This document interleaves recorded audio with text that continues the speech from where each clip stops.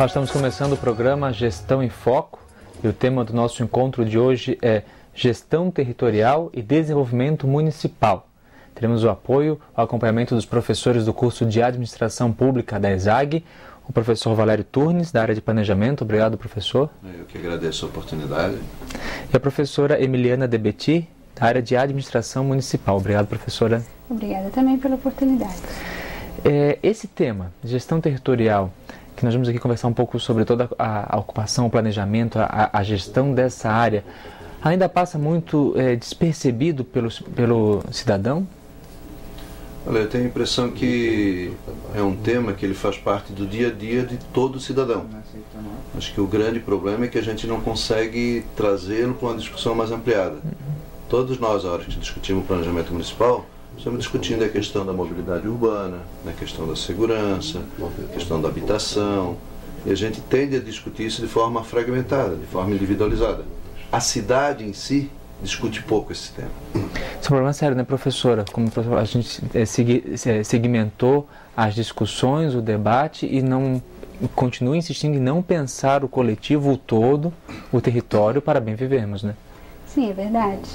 A maioria dos cidadãos e a própria equipe de gestão pensa, até em função dos próprios recursos do que dispõe, no seu problema, no seu município, e acaba deixando um pouco de lado essa questão da região metropolitana, da região conurbada, e acaba por passar que todos os problemas eles não são só do município, eles são da região onde está localizado, e que se houvesse uma junção de esforços, o problema podia ser melhor enfrentado. Esses problemas que o professor Valério se referiu, de mobilidade, de acessibilidade,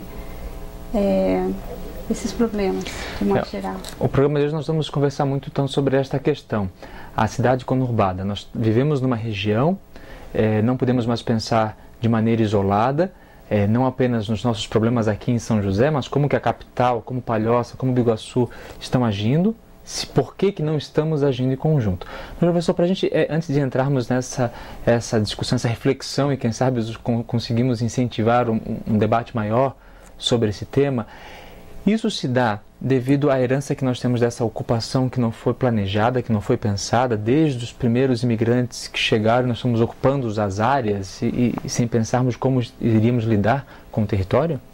Olha, Caí, acho que nós temos que nos dar conta que o mundo mudou. Né? Nós vivemos num mundo que é um mundo que é orientado por novos conceitos, por novas práticas, por novos paradigmas. Há 100 anos atrás, ocupar, criar uma cidade, viver numa cidade tinha um sentido. Tinha um objetivo até, né? Tinha um objetivo. As relações entre as pessoas dentro daquele núcleo urbano e entre as cidades eram completamente diferentes das relações que nós vivenciamos hoje. Hoje as pessoas a vida das pessoas é constituída em diversas partes do espaço. Eu moro em São José, durmo em São José, trabalho em Florianópolis, estudo em Palhoça. Então a vida ficou mais complexa. E as cidades muitas vezes elas convivem ainda com uma estrutura que é tradicional, que é arcaica, que não dão conta dessa complexidade.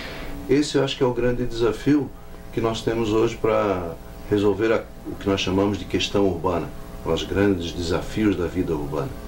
Mas os gestores não acompanharam essa mudança? Eu não digo aqui, até não estou fazendo a colocação de gestor como o culpado, o prefeito, enfim, né, o seu grupo de trabalho, mas a própria estrutura administrativa não acompanhou essa mudança, né?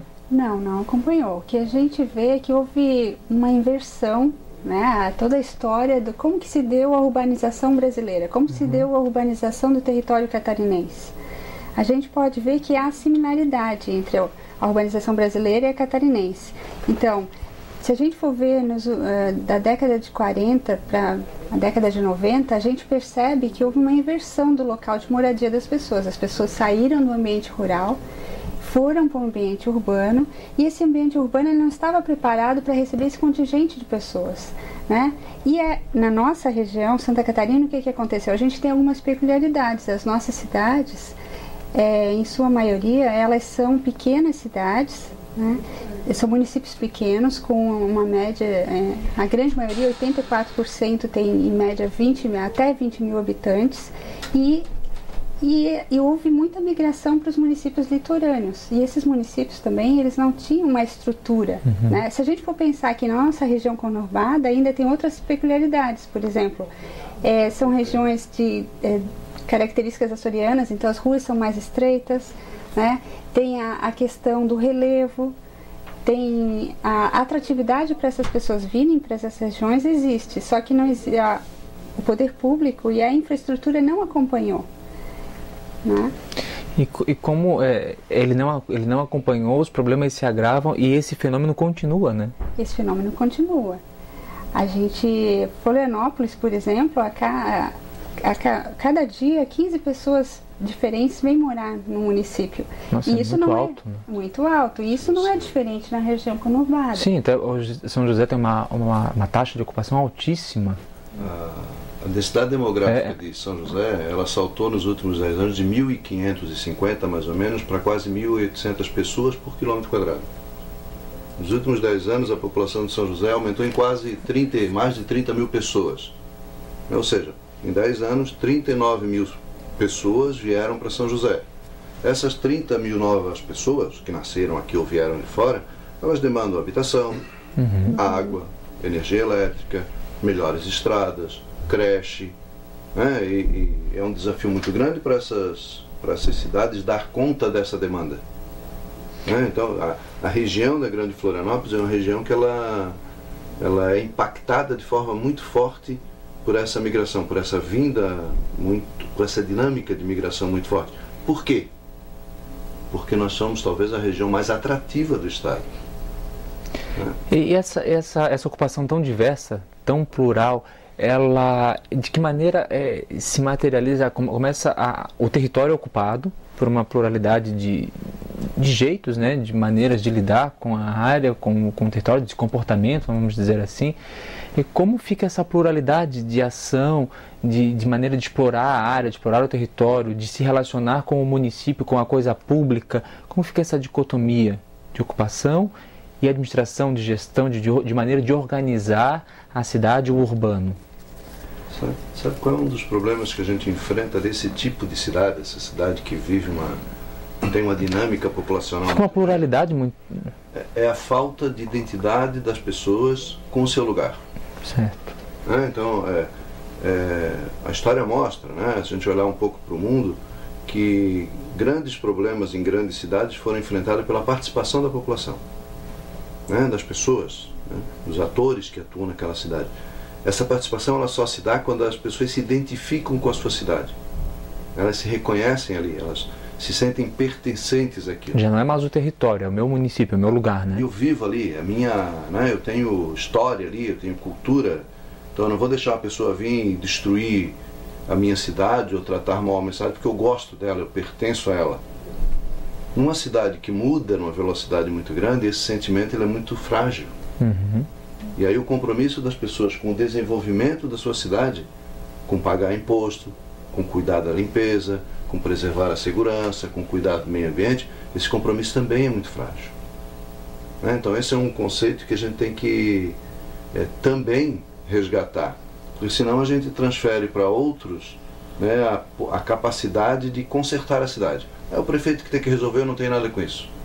Ou é o vereador que tem que resolver, ou é a polícia, ou é o professor dentro da sala de aula que tem que resolver, eu não tenho nada com isso.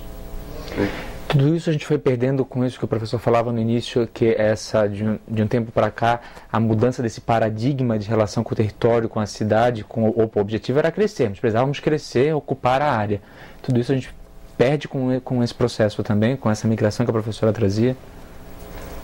Esse sentimento de pertencimento, ele acaba ficando frágil, como o professor se referiu.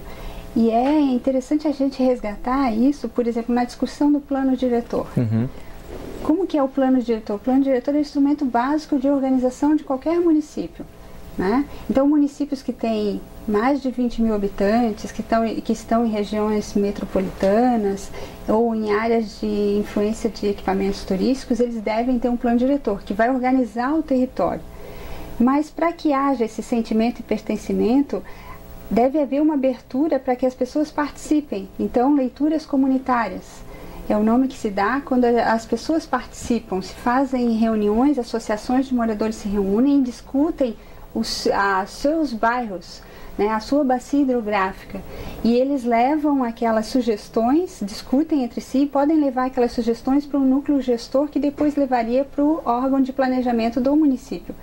Se houver esse tipo de relação, o sentimento de pertencimento pode aumentar e pode haver um maior interesse pelas discussões da cidade. É possível provocar então essa volta a esse sentimento de pertença? Porque parece muitas vezes que os movimentos comunitários, as associações, os conselhos de segurança têm perdido, não digo perder a força, mas perdem a participação, o envolvimento, esse senso de pertença, mas de alguma maneira ele pode ser provocado, ser retomado? Pode, em alguns municípios a gente tem visto que isso tem sido retomado, nem que seja aos pouquinhos. Sim. Porque hoje a vida é tão dinâmica, é tão corre-corre diário, que as pessoas às vezes não dispõem ou não querem dispor do seu tempo, porque geralmente essas reuniões são fora do horário de trabalho, né? Dispor do seu tempo para ainda discutir as questões da cidade, mas isso está acontecendo aos poucos em alguns municípios já. A gente já vai fazer um breve intervalo, mas antes de encerrar eu queria, se for possível, uma reflexão rápida nessa linha. Quando nós falamos, o professor falava o crescimento de São José nos últimos tempos e da nossa região como um todo, né? Nós não podemos medir como medir o grau de desenvolvimento da nossa região sem ficar preso a esse crescimento, esse inchaço populacional. Olha, a própria palavra desenvolvimento ela é um desafio para a gente, né? Porque em muitos casos falar em desenvolvimento é tratar de subjetividade. O que é ser desenvolvido para um pode ser diferente daquilo que é ser desenvolvido para outro. Então tem determinadas pessoas que ainda usam uma visão mais tradicional que medem desenvolvimento pelo crescimento econômico. Então dizem, não, se eu estou construindo, se eu tenho um PIB elevado, meu município está se desenvolvendo, né? No Brasil essa é uma fórmula que não funcionou, né? O Brasil é uma das maiores economias do mundo e nós temos uma das maiores desigualdades sociais do mundo, exatamente porque a gente cresceu muito economicamente, mas a gente não distribuiu essa riqueza. Então a gente tem muitos pobres e poucos ricos, muitos poucos ricos com muita riqueza, muitos pobres com pouca riqueza. E os nossos municípios eles reproduzem a realidade brasileira. Então, o como medir desenvolvimento é uma opção política. Se o prefeito, se o gestor público, ele resolve adotar um conceito de desenvolvimento, na minha gestão eu vou implementar, eu vou pensar em desenvolvimento como sinônimo de crescimento econômico. Ele vai traçar uma estratégia para fazer isso. Ou não, eu vou medir desenvolvimento pela qualidade de vida do meu cidadão. E como é que eu meço qualidade de vida? Pelo nível de educação, de saúde, pela cultura, pelo lazer. Ele vai implementar uma outra estratégia de governo. Então, o falar de desenvolvimento remete a essa discussão anterior. Qual é o conceito de desenvolvimento que eu vou adotar? Quer ser desenvolvido para São José? Para os gestores? A população já disse para alguém como é que ela quer se ver daqui a 10 anos? Essa oportunidade foi dada para ela, né? Foi dada para as organizações. Nós já temos uma foto do São José 2020. A partir do momento que a gente coloca essa discussão na rua, um pouco no sentido daquilo que a professora Emiliana colocou anteriormente, de criar as oportunidades, de fazer os pactos para que isso ocorra, a gente está começando a efetivar a discussão do desenvolvimento. Desenvolvimento é pensar a cidade, né? Exatamente, é pensar a cidade. Nós faremos um breve intervalo, voltamos em instantes, hoje discutindo gestão territorial e desenvolvimento municipal. No próximo bloco, já vamos começar a falar um pouco sobre a nossa região conurbada. Como será que nós estamos nos pensando em conjunto com os nossos municípios vizinhos? Voltamos em instantes.